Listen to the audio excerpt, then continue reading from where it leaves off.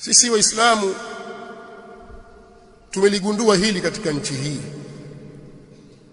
kwamba mara nyingi wanapoingia watawala Waislamu basi Wakristo wanakuwa hawana raha na uongozi wa yule Muislamu. Historia hiyo iko hivyo.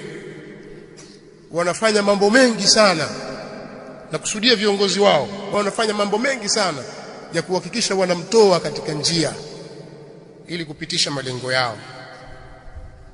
Lakini wakizungumza wazi, Waislamu nyinyi mtushtuka. Kwa hiyo wanatumia njia nyingine ya mbali ili kuwalaghai. Sasa ni wajibu juu yetu sisi kutumia mimbari kama hizi kuwatanabahisha Waislamu wenzetu kwamba tusikubali kuingizwa katika mambo haya, tusikubali kuingizwa kwenye mitego hii.